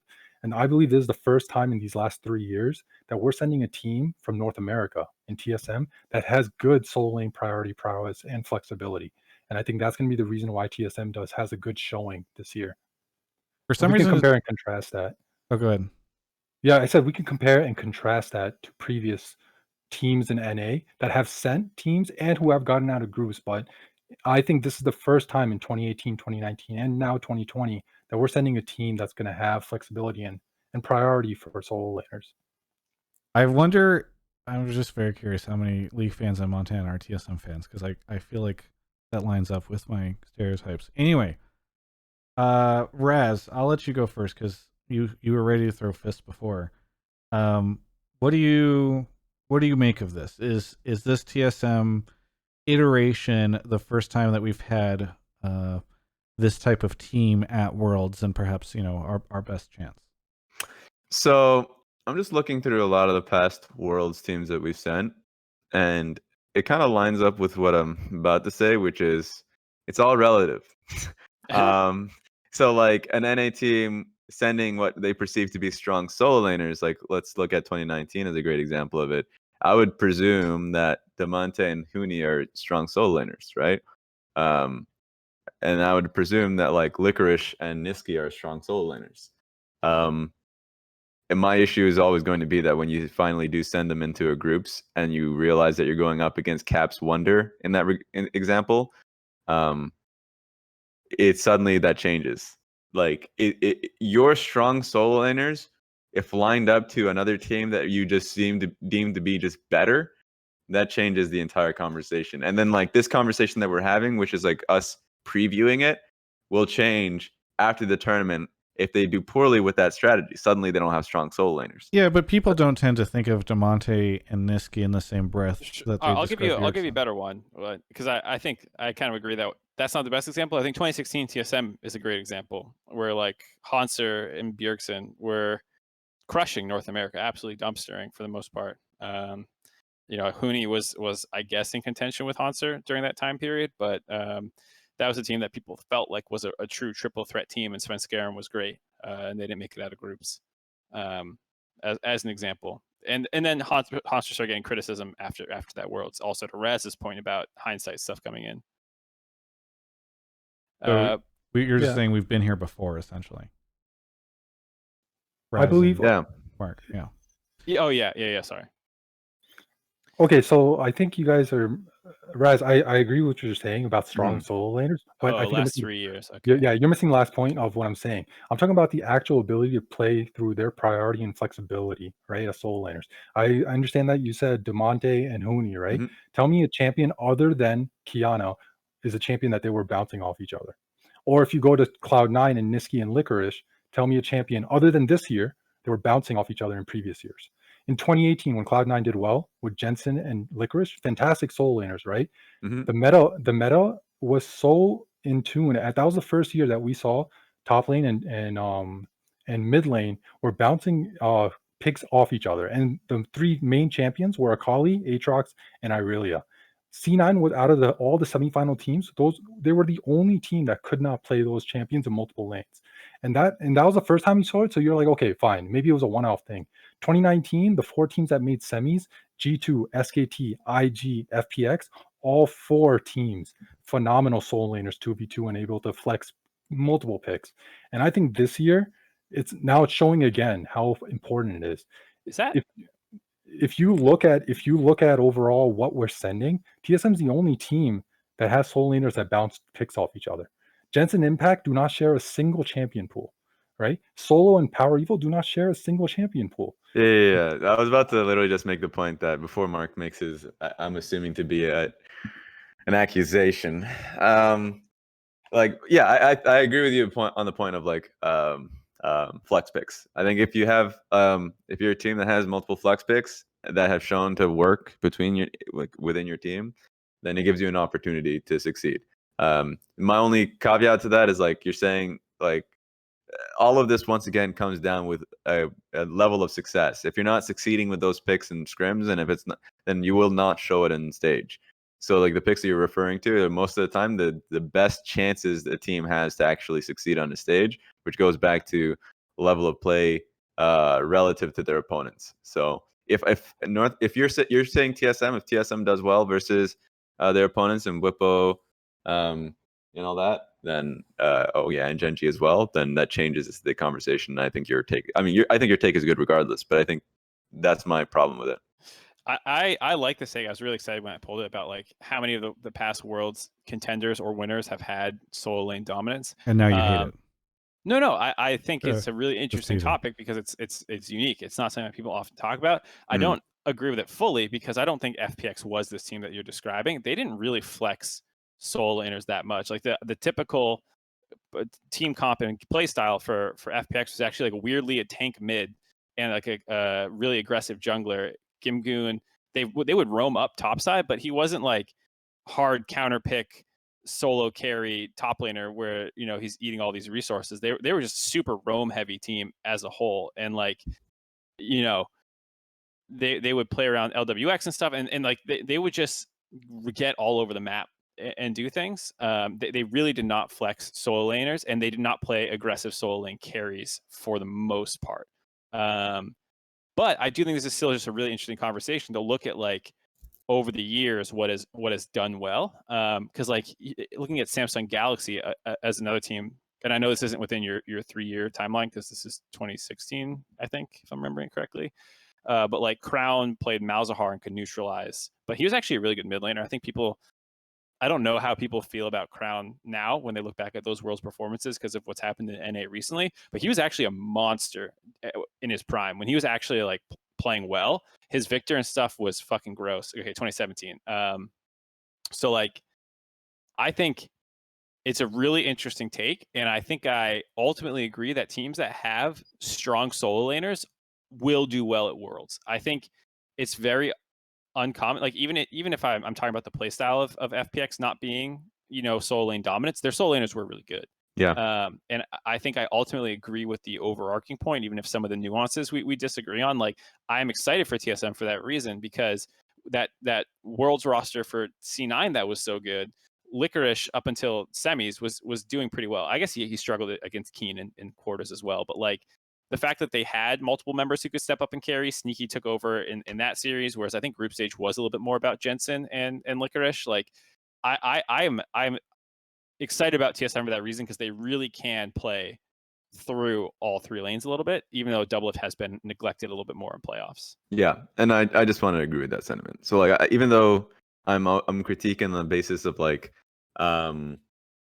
North America necessarily like not having that in the past, or even the idea that like this one will be better from the perspective of like, well, we're seeing it from like before Worlds, obviously, and we can make that we can have that conversation. But yeah, TSM was able to succeed in North America because they could play through 3 lanes. And if they're gonna get top 2 in this group, it's because of the fact that they can play through Broken Blade. That's how it'll be done. If TSM goes in groups and has Broken Blade on weak side, oh my god, like Oh my the God, flame is coming. I know. I would be very disappointed if they did not play through the one thing that they're doing that other teams are not, right? Like Yeah. they have multiple picks. I think Bjergsen and Broken Blade are just, flexing within each other. And I think they should play, but you never know. You could always just be Orn top and then you're fucked. But Yeah, I thought this was a really unique take. I really like this one. Yeah, no, I think it's really good, and I honestly, I mean, you received a lot of praise from Twitch chat, Clent, but I think your ability to sort of back yourself up on this, it was pretty good. So thank you for the take. It was really great. Is there anything you want to say before we move on to the next caller? Yeah, just thanks for shouting out Montana for tonight. And have a great night, everyone. Hopefully, Worlds starts in 2 days, so I can't wait. There we go. Thank you so much for the call. You know what this means, Travis? What's that? Montana is moving up to a Pool 1 state for us. Is it? We're pulling all Montana and callers. I'm down. I like Montana. I'm down. That was a good call. They're really going good. directly to the main stage. Represented Montana. Yeah, people in the Twitch chat saying, WTF, I love Montana now. Exactly. There we go. So he says, just in the show, it's all downhill from here. Well, you can't win them all. All right, we got Mark coming in just a second. I would read a sub, but no one subbed. Luminescent Echo is here. Luminescent, where are you calling from? I am calling from Perth, Australia. Oh, okay. Very different than Montana. What do you... First off, Raz, why were you so excited about that? Well, maybe Perth is not too far away from Montana because, it's the part of Australia that, no one really lives in. Okay. Well, Luminescent, what do you want to talk about on the show?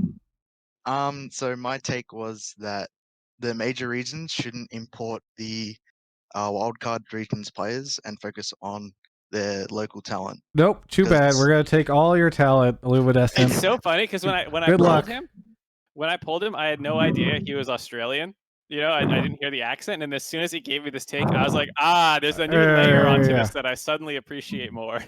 Also, you're a little breathy, Luminescent. I don't know if you can pull the microphone away or something, but I think we're catching your breath. Okay, all right. Give a defense for why you want us to leave your region alone. I think it's already showing that the wildcard regions are already closing the gap to the major regions with these play-in stages. So, if you take away those good players like Ray, Legacy's Rays, and R7's Jose Diodo, then those regions are going to get weaker with their stronger players being taken away. I mean, that's even more reason for us to take them. Do you think we want more competition? We could just dismantle these regions easily by literally taking their best players from them financially. I have not heard a reason yet as to why we shouldn't import players.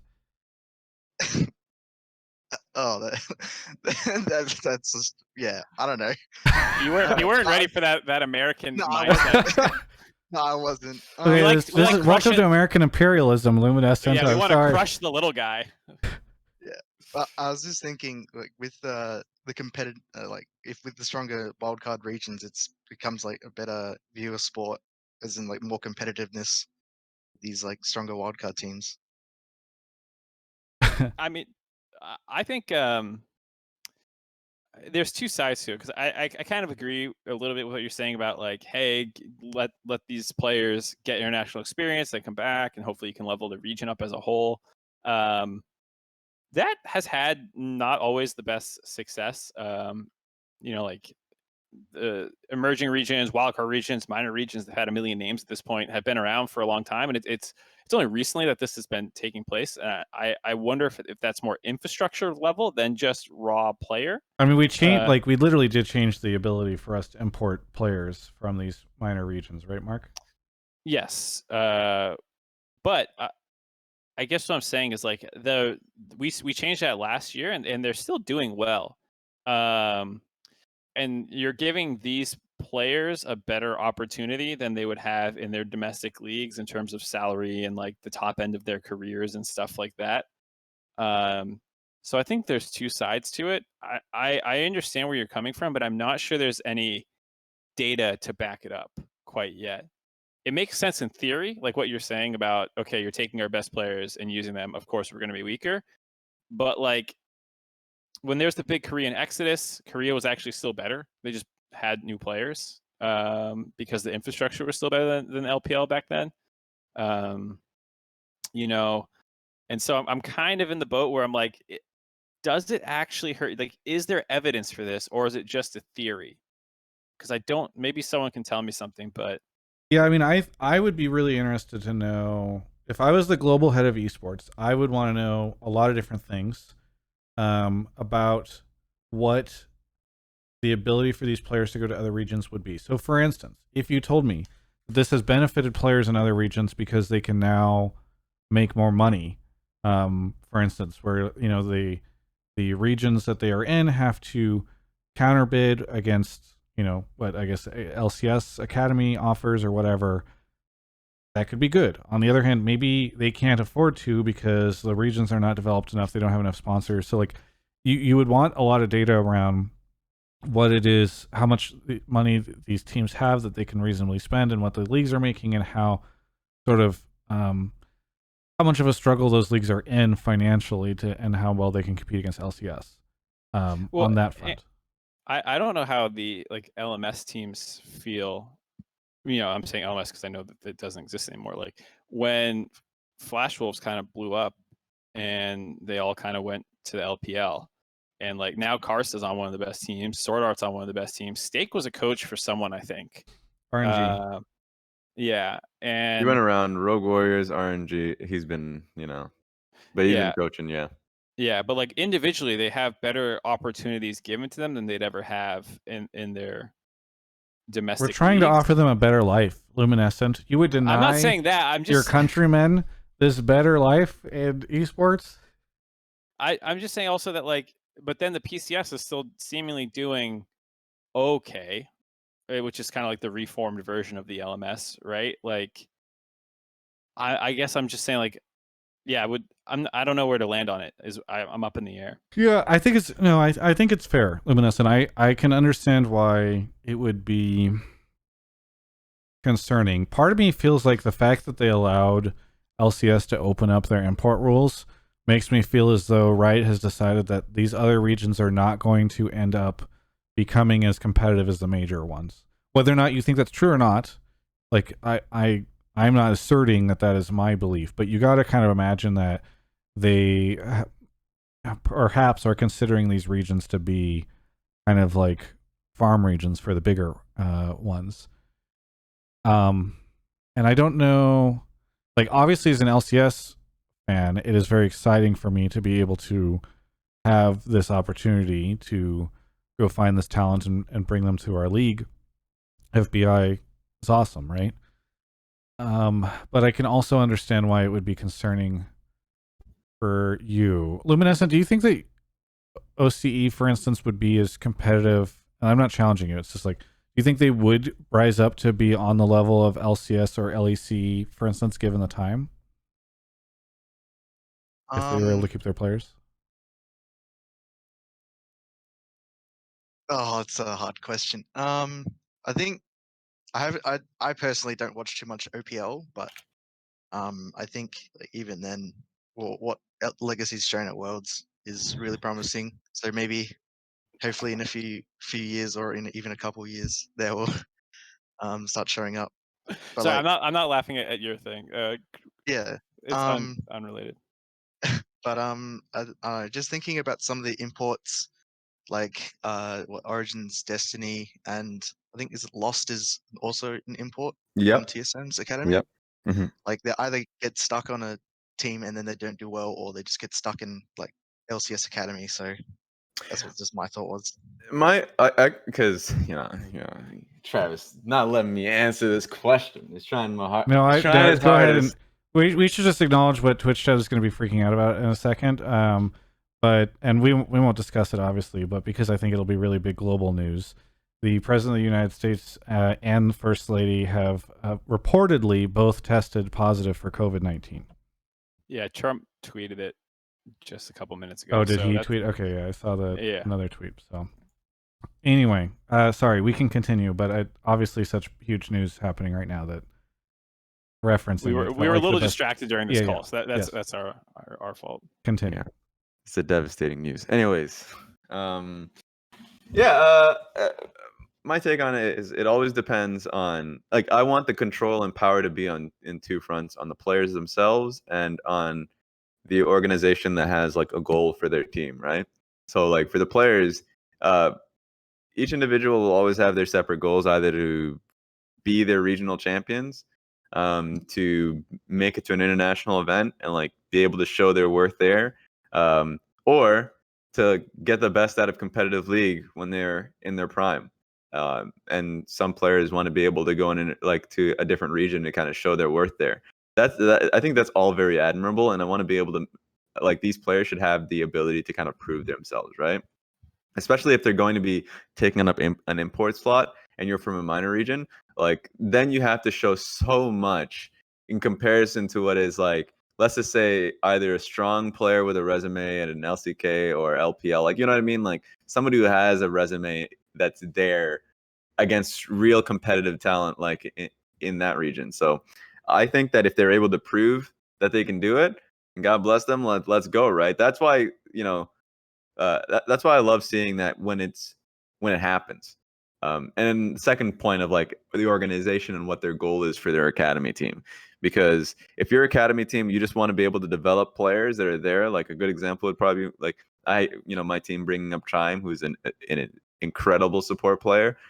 First time in a competitive environment in academy. I know he played amateur games, but like that's a great goal to have. If you want to boost your LCS team instantly, and you see like a talent, let's say like Jose Diodo or something, right? And you don't have many import slots within your own team, then you can just either just throw him right into the LCS and be like, let's put him right in there with the big boys, guys, and let's see if he can fly. Or you can start by putting him in your academy team right from the beginning. Like, I think that it depends on the organization. The fans always don't have the context to it, but they should have the faith, or, until it gets broken, obviously, that they're doing it for the right reasons. And let's see where it goes. I think that it should be open.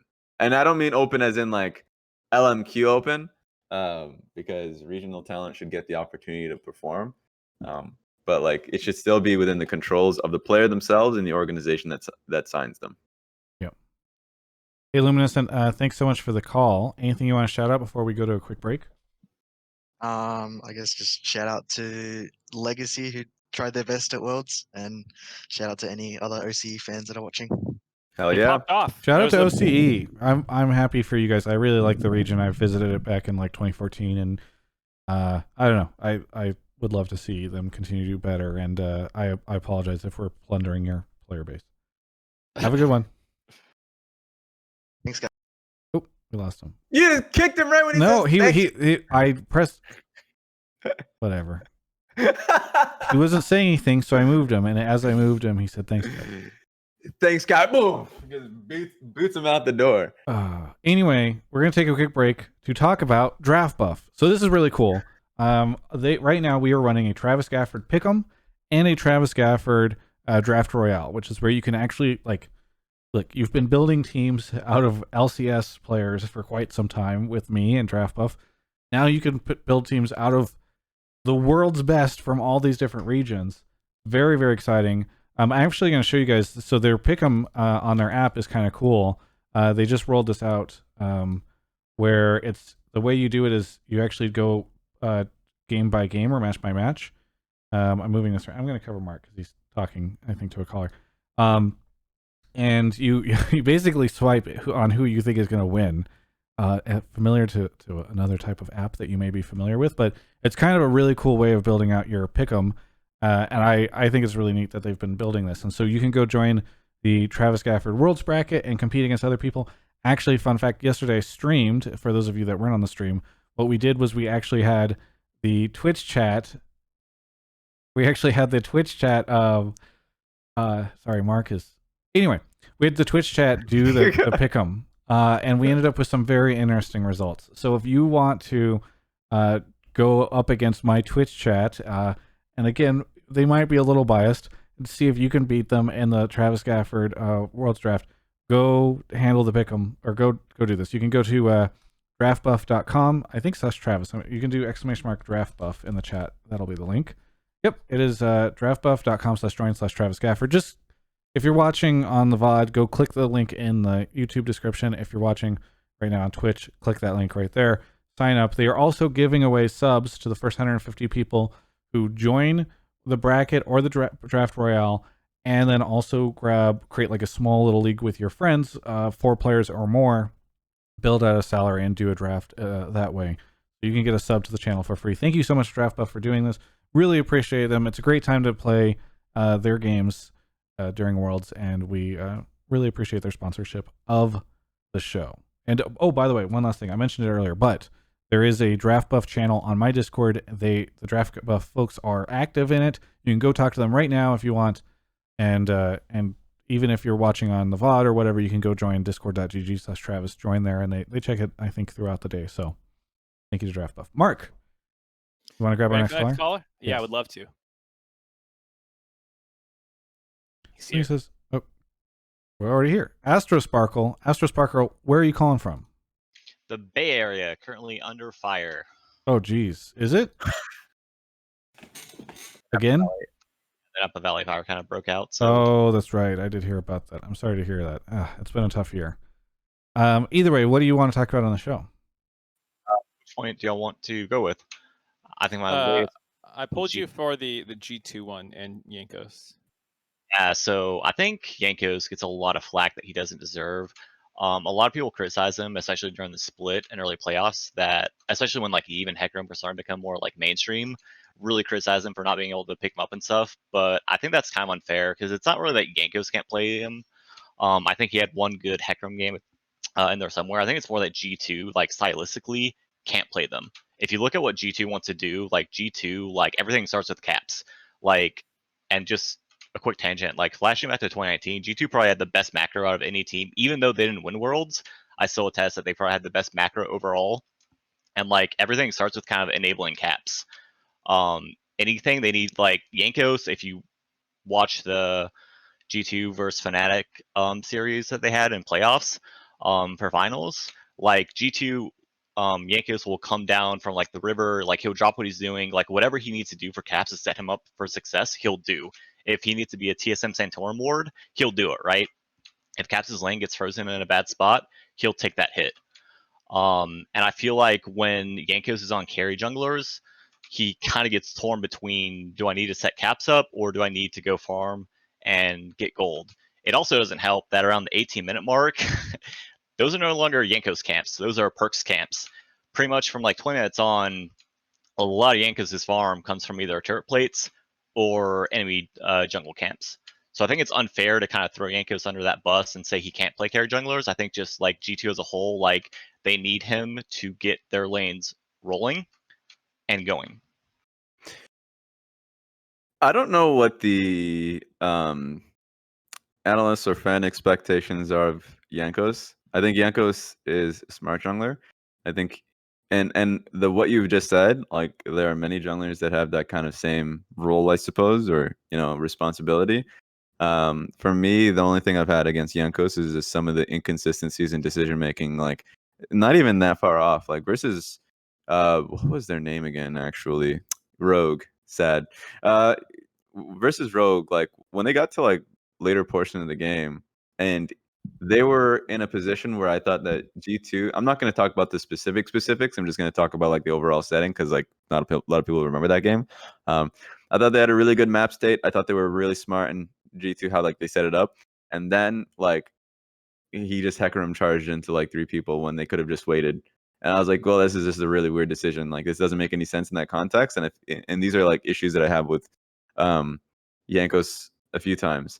So I think it's a little hard because I think he's a really smart jungler. He's probably the smartest jungler in the LEC. For sure is actually. It's just kind of like the consistent points that I need to see from him. So he might have an amazing groups, and I'm not gonna. And I expect players who were at the top before to hit that top again. It's just my expectation from what I've seen very recently. It's like it just wasn't there. Yeah, I think it's an interesting topic because it also kind of touches some other teams as well, like Top Esports.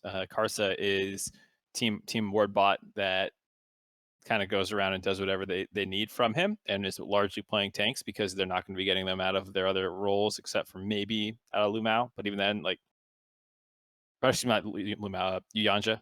But Yanja will play like Leona and these kinds of things. But he's often the other tank is Karsa, and so I think Jankos is in a bit of a similar position, and he can play like aggressive champions, but in terms of being a carry, like how Selfmade plays a carry, that's not really Jankos' style. He's played Nocturnes, he's played Karthus, he can play everything, but he's obviously at his best when he's like initiator, playmaker, setup more than carry. Even like Elise and these kinds of things are more about hitting that critical ability more so than like playing out a whole team fight. So I kind of agree, and I kind of disagree. I think I don't blame him for this. I think it's what G2 needs. If you're going to have these soul laners focused on being their own carries, usually that's going to put the jungler into a more supportive role. And I think that's fine. And he does that extremely well. And he's really smart, like Raz was saying. But the world's meta does feel like carry junglers are a big deal right now. And like Lilia, Nidalee, Graves, I'm sure I'm missing one. Those are not necessarily the things that Jankos wants to be playing, I don't think. Like you said, the set is a good example. Shen, I mean, who knows if they're going to keep playing Volibear and stuff. He has a couple games on all the carries as well, but it doesn't feel like what he's gonna lean towards. So I'm curious how he'll actually end up adapting. And if G2 will adapt too if they need him to. Astro, sorry, we're a little over time tonight because we had the internet issues with Raz and stuff, but is there anything that you want to maybe say really quickly about your take, and then maybe a shout out? Yeah, just real quick. Yeah, I do agree with your point on like self-made, but at the same time, like if you compare like Caps and self-made in the Fnatic series, like self-made's gonna leave Nemesis high and dry if he needs to. Jankos is not going to do that, and like I don't fault Jankos for like not being able to play carry junglers because I just feel like he has to slot into that role where he needs to get his lanes going and needs to make sure they have a good early game. Because like Caps is great, but if Caps isn't unlocked to do Caps things, he turns into Craps. What's your shout out? Shout out! Thanks for having me on the show. Appreciate it. Thank you, Astro. I appreciate it too. Thanks for coming in. All right. Off to the last caller now. Shout outs to Griff 8x3 for gifting 5 subs. Jupiter 2412. Crunchy Kicks. Razzleplasm gifted a sub to Travis Scott McDonald's. There we go. bmorris is here. bmorris, where are you calling from? Edmonton, Alberta, Canada.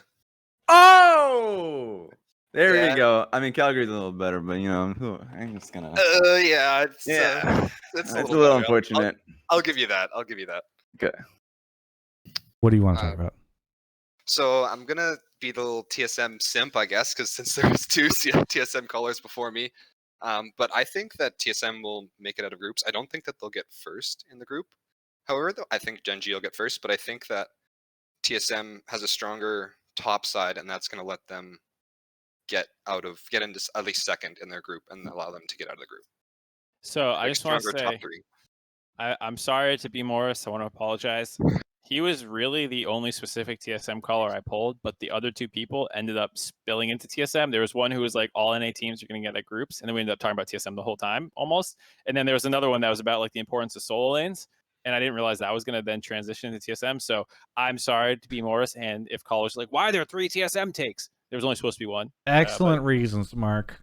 Travis, I'm just saying, it's a duck live his call pay. show. Things go left, things go right. Suddenly you're talking about TSM for the 5th time tonight. never try to talk a lot about TSM on this show at all. Anyway, We don't look for big headlines yeah. from it. bmorris. Okay, so you shared your TSM take. You think they're going to get out second, and you think GenG first. Raz, you disagree with this. Yeah, he said topside. I actually wanted to know more about topside. Like more specifically, which matchup do you think favors Well, TSM? oh, sorry to cut you off. So I think that the mid lane matchup, like everyone kind of thinks that the Fnatic is gonna get second. Most people that I've seen, and that like I think that if it's not TSM, it will be Fnatic. But I think that the top, like the 3v3, is stronger, slight edge to TSM, because if you look at the 3-0 that G2 did to Fnatic in the semifinals, or in the finals, sorry, Bwipo like basically ran it down, essentially in that 3-0.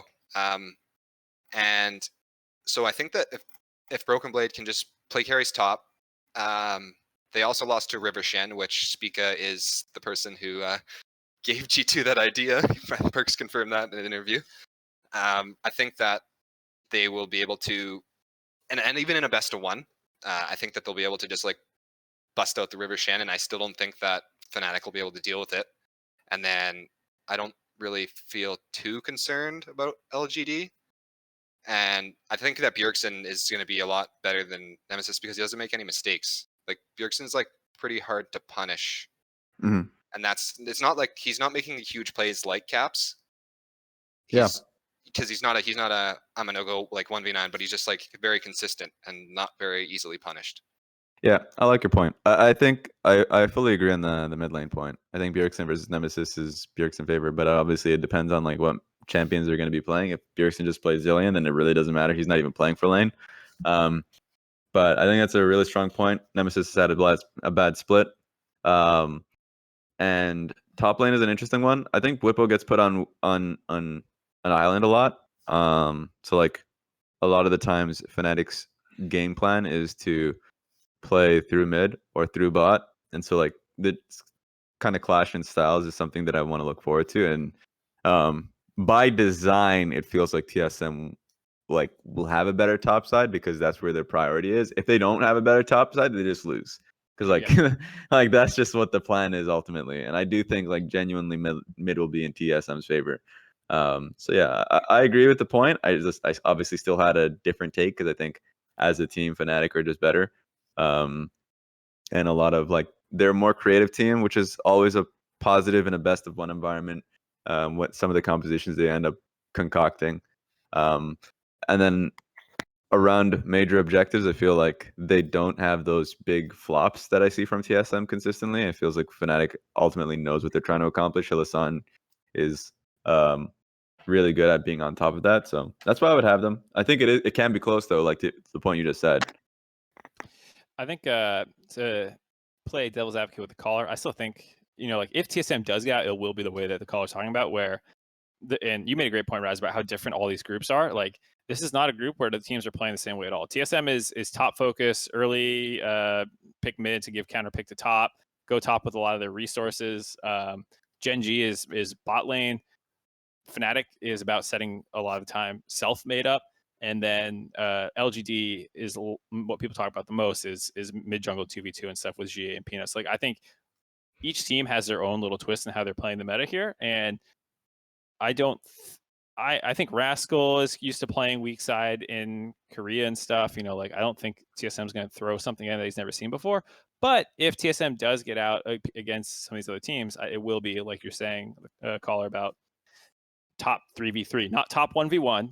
I'm not saying Broken Blade over Bwipo, but like Bwipo doesn't get the support in draft and in game that Broken Blade does. And like you said, Bwipo can run it down sometimes. And if he's getting 3-manned frequently, I'm not sure he's the best at stabilizing in those situations. And that can be how they pick up some wins. So I think I agree. Like I'm not expecting TSM to get out, but if they do, it'll probably be off the back of some of these kinds of plays. Yeah, that's what I meant by 3v3. Like it'll be like Bjergsen and Spica just turbo camping Bwipo. You say 3v3, but I'd be surprised if Nemesis and Selfmade are up there too. Yeah, well they're gonna have to, or yeah. I don't expect Fnatic just to roll over either. Like I'm not saying it's gonna be a stomp, but like I feel like that's Well, either way, I'm really excited for that match. I think it's gonna be bonkers. Anyway, bmorris, anything you want to say before we close out the show? Yeah, I just want to say that I predicted that TSM would win the split on episode 134, I think. So I'm pretty sure I'm going to be right again, but I'm not 100% sure, but pretty sure. Love that confidence. And I want to shout out Asian Rice and Chisma and my girlfriend for staying up, waiting for me. Thank you so much to Asian Rice, Chisma, and bmorris, his girlfriend. Love to have them supporting him as he calls into the show. Have Hell a good yeah. one. Yeah, thanks. You guys too. All right, time to close out the show. Mark, what do you got for us?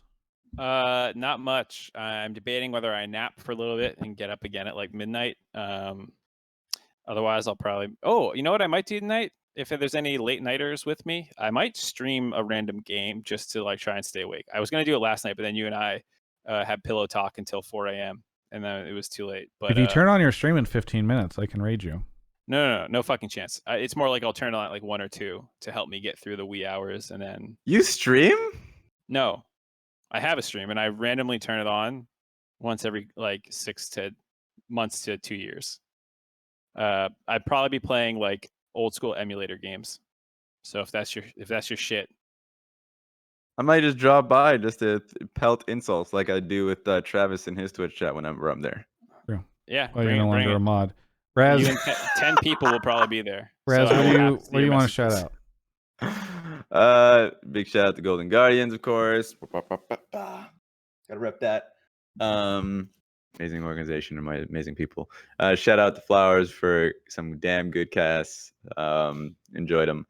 And shout out to Worlds and you people on Twitch chat for enjoying the show. Yeah. Hell yeah. Appreciate it, everyone. Sorry if I was a little on edge. Nocturnal is affecting me. Thank you for everyone who watched. Hey, we released a new episode of Run It today. That is basically a stats-based analysis on why top esports are the favorite to win. I think it's really, really good. It was cool. Our editor and Tim are knocking it out of the park on those videos. So please go check that out on my YouTube channel. Please. People don't tend to watch very much stats stuff, but this stuff I think is very approachable even for people If who you want to have dope ass facts to drop in Reddit and seem like the biggest brain motherfucker of all time, just keep watching the Run It series. Yeah, it's very different than the content you normally see on my channel in a good way. Let's put it that way. Thanks so much to Raz for watching. Well, he didn't really participate. Thanks so much to Raz for being on the show. Thank you to Mark. Thanks for everyone else. Stick around on stream. I'm going to ask for your help with a bounty. This has been Hotline League. Goodbye.